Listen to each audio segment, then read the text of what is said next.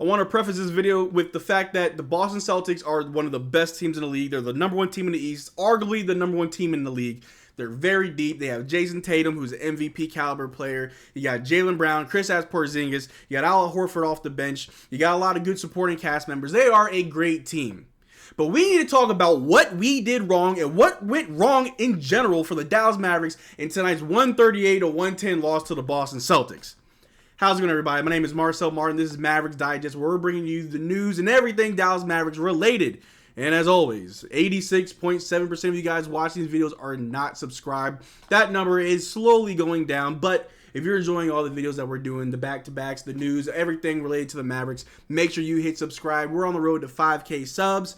And once we get 5K subs, I'll be going live for every Dallas Mavericks game, just like the game tonight, to give you the play-by-play, the live reactions, and all that good stuff. But let's get into this game. Off rip, it was just a battle of the shots in the first quarter.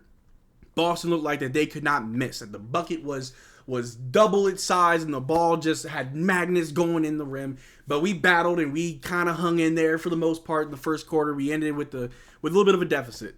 Come second quarter, we just couldn't get it together. It was just no call. And from my perspective, just no call after no call. The refs just were letting whatever happen. Whatever. But let's talk about these rotations. Let's get into the meat of everything, because the first half, it is what it is. We came back alive in the second half. It looked like we brought in within two. We tried to close it out, and it just at the moment we got that 2-point deficit, it just went away from us. But let's look at the box score. Before I go any further, let's go into the box score and just really break down what happened, right?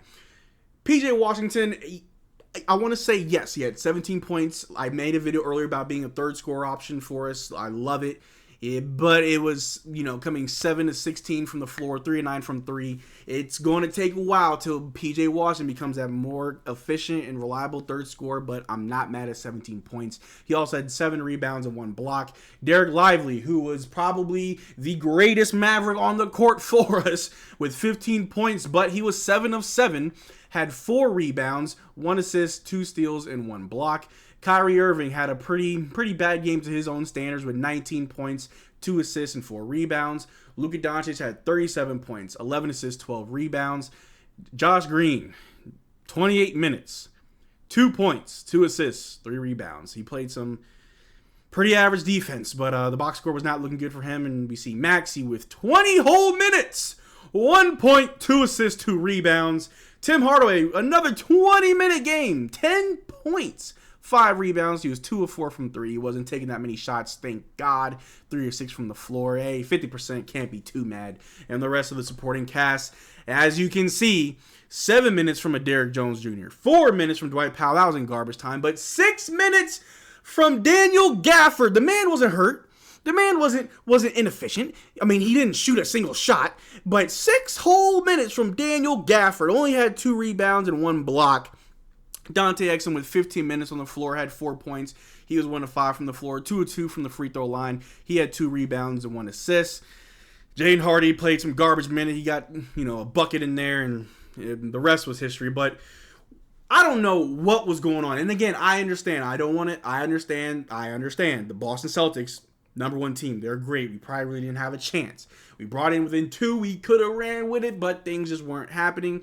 The Boston Celtics are a very deep team where everyone can hit shots, and we were just fighting to come back. And Luka, per usual, was trying to do it all. Like I said earlier, Kyrie, it was an off night, to Kyrie standards. PJ Washington helped out, but it was the window of winning was there. I saw the opportunity present itself, and it just didn't work out for us. But I just don't understand what's up with Jason Kidd. I had a feeling, I didn't want to jinx it, but I had a feeling, okay, Maxey Kleber's back. Watch Daniel Gafford's minutes just disappear. Watch Daniel Gafford play nothing, and for whatever reason, we want to play small ball with an injured Maxey at the 5. Maxey's still dealing with a messed up toe. Maxey still, I think, technically has a nasal fracture. Why are we playing Maxey all these minutes if we have Daniel Gafford? I understand if you want to play small where you're big and kind of space the floor, that's fine. But, why not play more Daniel Gafford? I don't understand. And Tim Hardaway as well, playing 20 minutes. Now, Josh Green this game is also interesting. He played about 28 minutes, and he really didn't stuff the stat sheet. His defense was not really on brand for him. He's usually a player who's always in the right spots for rebounds, always in the right spots for recovery. He's everywhere. Didn't really see it tonight. Didn't really see it tonight from Josh Green. Derrick Lively seemed to be, outside of Luka Doncic and Kyrie, Derrick Lively seemed to be the only player that really brought it. Derrick, Luka, again, off night for Kyrie, but still 19 points. I appreciate it, I guess. Not really a lot of assists, but cool. And speaking of not a lot of assists, the team didn't have a lot. If we look down below, we only had 20 assists. 20 assists in total. The Boston Celtics played great defense that forced us to play ISO and not really set up a whole lot of plays. We were relying on Luka to just pull it together. We were trying to play good defense. Like I said, it was like sometime in the third quarter, we brought it in within 2. I could feel it. It was like the end of the third quarter. I was like, oh, here we go. We're fighting. And then, boom, they end the third quarter with a big lead on us, and we just could not bring it back. And I'll pull up the Boston Celtics box score. Jason Tatum with 32 points, 3 assists, 8 rebounds. He also had 4 turnovers. Just want to add that in there. Kristaps Porzingis with 24 points, 3 assists, and 6 rebounds. He also had 1 block. Jrue Holiday with 11 points, 1 block, 2 steals, 7 assists, and 2 rebounds. Derrick White with 13 points, 2 blocks, 1 steal, 8 assists, 7 rebounds. And Jaylen Brown with 25 points, 1 steal, 5 assists, 7 rebounds.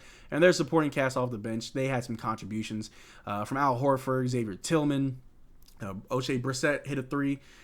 He had 3 points as well. And if you look down below, that team had 33 assists to our 20. The ball movement was incredible. They were actually playing team ball. They were able to do it because our defense just really wasn't there. I mean, PJ Washington, I said how he had 17 points. That's great. He also played pretty good defense. He's still playing great defense when he can in certain moments, and you enjoy it.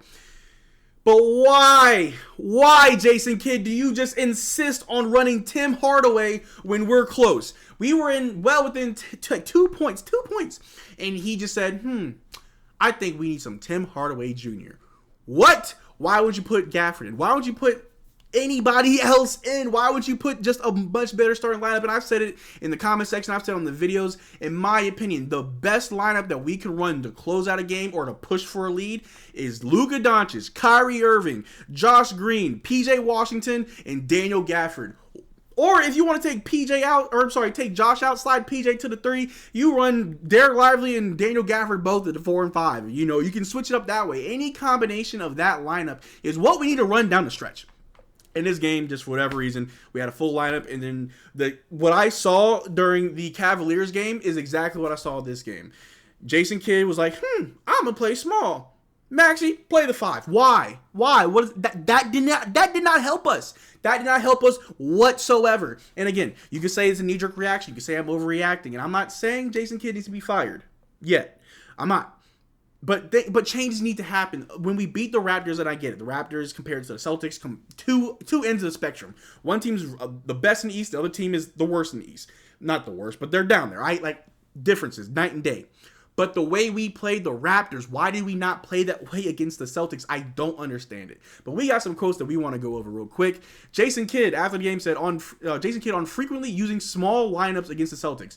Yeah, just understanding that they have struggled against playing small. If your bigs cannot guard the perimeter, it'll be a shoot-around for them, so he felt comfortable going small. I don't believe that. I don't know. Maybe I was watching a different game. I don't believe that we were comfortable going small because that's what was killing us. Yeah, we were able to bring it within 2, but that did not help us whatsoever. Like, we still lost by a pretty big margin. Comfortable playing small? What? That doesn't make sense, and it's driving me up a wall. It just doesn't make sense. I don't know what game that Coach Kidd is watching out there. But let's see, what else could Jason Kidd have said after tonight's game? Jason Kidd on the Mavs lost against the Celtics. It wasn't the game that we wanted, but we learned a lot about ourselves and some things to correct. But it's going in the right direction now, a little closer than you think from the scores. And I can agree, maybe there's some stuff that you all saw while being on the court and playing that I didn't saw while watching from home, and I understand that. I'm not a player. I'm not a coach. I'm just a fan watching and observing. And I watch and observe you keep players in too long, bad rotations. When we were on a run, you called a timeout. When we were hot and we had players actually doing well, you pulled some of them out.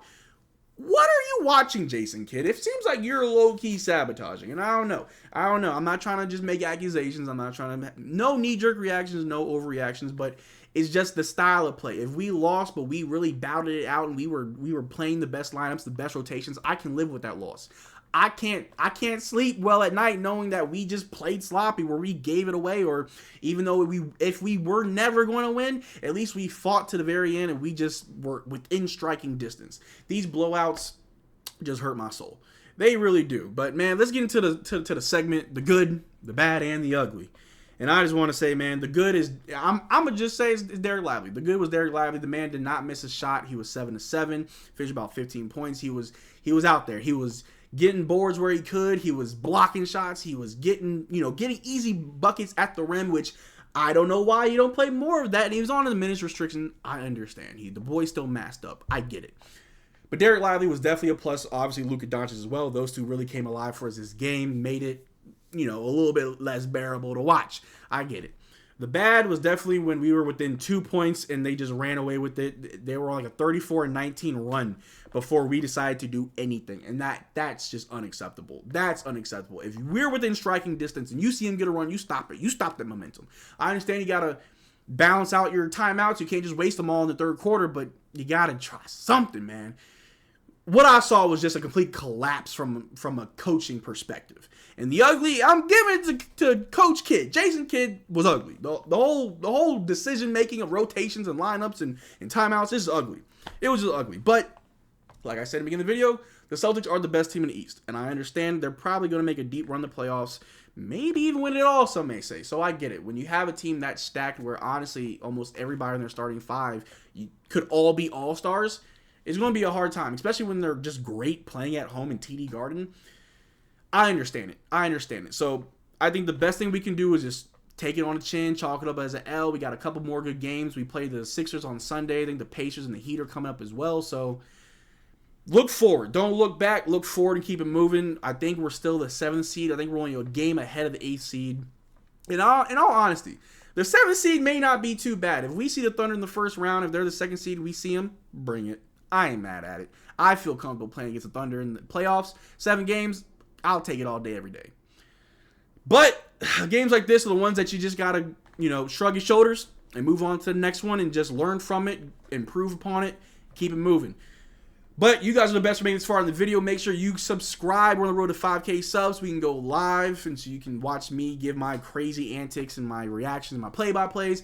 Check out the link in the description below for our Discord, where we're always active all the time talking Mavs basketball.